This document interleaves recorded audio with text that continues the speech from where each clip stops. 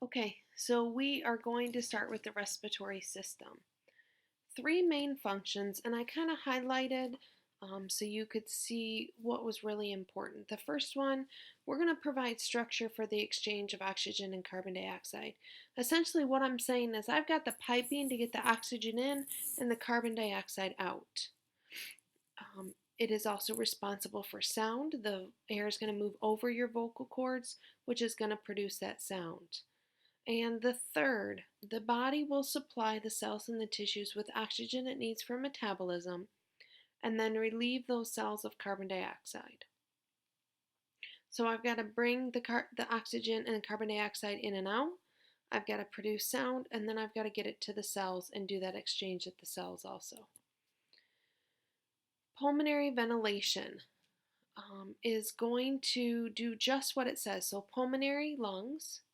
Ventilation is going to move the air in and out. That's to ventilate.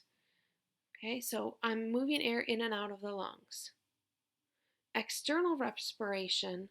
External is going to tell me outside, but this is not what you think. This is going to take place inside of the lungs, but still has access to the outside, and that's where the outside comes from. It has access to the outside. So it's going to take place in the alveoli. And that's going to be between the alveoli and the capillaries. Capillaries, remember, are really, really small blood vessels on top of the alveoli. And the alveoli are those little grapes that you colored in on your coloring pages. Respiration gas transport. You're going to see oxygen and carbon dioxide get transported by the blood to the lungs, then out to the tissue and cells, then back to the lungs. And then internal respiration. So the cells are going to give me the hint that this is internal. So we've got to get the oxygen out of the cells and out of the blood and into the cells. And then breaking that down even more, once we get it to the cells, then that respiration is going to occur within the cells. This pathway you need to know. You need to know it in order, no word bank. So air comes in either through the mouth or the nose. Then it goes down the throat. You can use the word throat or you can use the word pharynx. I'd like you to use the word pharynx so it starts to become familiar to you. Pharynx just means throat, and we've already had that several times. Then it goes through the voice box or the larynx, then through the trachea or the windpipe. Then it branches into two tubes, two bronchial tubes, one going to the left, one going to the right. Those branches branch off into a whole bunch more branches called the bronchioli. At the end of the branches, you've got the alveoli, and then the capillaries are on top of that. So it literally looks like a tree. The trachea is the trunk. The bronchial tubes are the two main branches. The bronchioli are the little branches that come off the main branches. And at spring right now, you can see all the little buds on the tree, and that's going to be what the alveoli look like. So as we're looking at this main picture, you can see the diaphragm at the bottom, and you can see the lungs, the two bronchial tubes. See the bronchial tubes, one going to the left, one going to the right. The trachea here. I got the larynx or voice box. The pharynx is the throat, my mouth, my nose. You can really see here, here's my hard palate. Your palate is the roof of your mouth. See how there's bone there. It's hard there, but in the back of your mouth is called the soft palate. There's no bone back there. So hard's in the front, soft's in the back. Getting a closer look at that, again, you can see the palate here. The concha, you can see those inside of the nose. We're going to talk about those later. Here are my adenoids, and they talk about that when you, excuse me, get a lot of ear infections, they take those adenoids out. This is the tonsils, like what you're used to seeing in your back of your throat. They will take those out if you have problems or if they get too large. And then here are the lingual tonsils. So we don't usually see these. You can see this in the back of your throat, and this one you don't see, but a lot of times the adenoids do come out if there's some problems. Couple pharynxes I want to point out that were back there. We have the nasopharynx, is where the nose and the throat meet. the oropharynx, where the mouth and the throat meet, and then the laryngopharynx, where the larynx and the throat meet. So when I breathe, when I swallow, I want you to notice this. Everything comes down, and here is the esophagus in back going to the stomach. Here is the trachea in front. This is the epiglottis, and I've told you about that. This is a little flap that will come down and block so that food cannot go into the trachea when I'm swallowing, and the tongue will help me trigger that. So that's going to help keep the food going to the esophagus, and it's open when I'm breathing. So if I try to breathe and talk and eat all at the same time, then I risk choking. You can see the thyroid here. Okay. This picture I put in, I wanted you to notice the difference in the lungs. See the three lobes of the lungs, 1, 2, 3, 1, 2. See how much the heart takes up of this left side.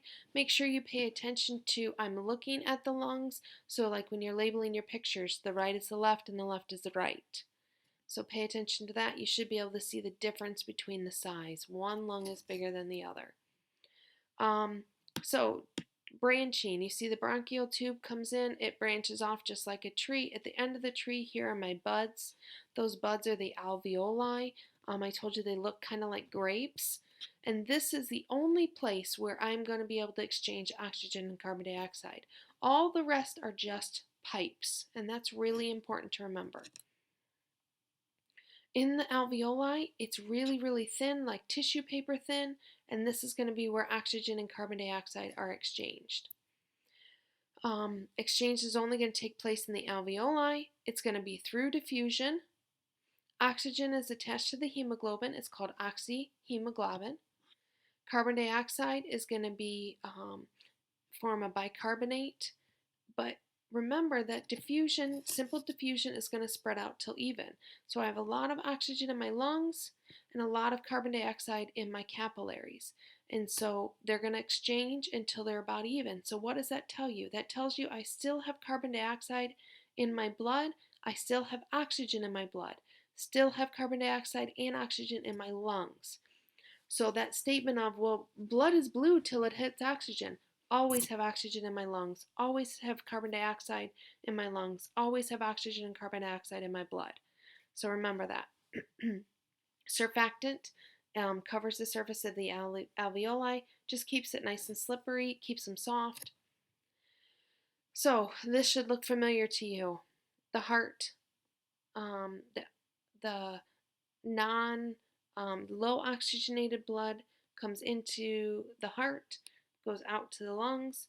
We have that exchange, comes back to the heart, and then is shipped out to the body. Here it's showing my oxyhemoglobin and then my bicarbonate. So carbon dioxide is a bicarbonate and oxyhemoglobin is going to be my oxygen. That's how it's carried through the body. Big thing to remember, like I just said, the nose, the mouth, the trachea, or the throat, the trachea, the bronchial tubes, the bronchi, all of them are just pathways to get the air to the alveoli. When the air is going through the body, it is purified or cleaned, humidified or moisture added, and it is warmed. If you breathe through your mouth, this doesn't happen, and you'll feel like if you go out for a run or outside when it's really cold, your lungs kind of hurt because the air is too cold, and your body doesn't like that really cold. The point of the mucus inside your nose is to catch the incoming bacteria and debris. You have mucus inside the lungs that do the same thing. Inside the nose and inside the lungs, they actually have cilia or ciliated cells, and we looked at that at the start of the school year in chapter 3, that will move, the cilia will move the mucus so that it goes down into your stomach and you digest it. The nasal cavity is separated from the oral cavity by the palate. Hard and soft, we talked about that. You have a nasal septum, wall fence, that divides the nose in half. With the concha, those three projections. They increase the surface area to help catch any unwanted bacteria. Sinuses. You have frontal, sphenoid, ethmoid, and maxillary. So upper jaw, eyes, around the eyes, side of the head, forehead. Okay, all in that area. What's the point of that? To lighten the skull, to be a sounding board for speech. Like when you got a stuffy nose, sometimes it feels like things are echoing in your head because they're clogged. Moisten the air, produce mucus. Tonsils, we looked at those. I showed you the adenoids at the back of the nose. Um, the palatine are the tonsils that you know of at the back of your mouth and then at the back of the tongue. I showed you all of those. We talked about the epiglottis, that little flap, and then the glottis is the opening between the vocal cords.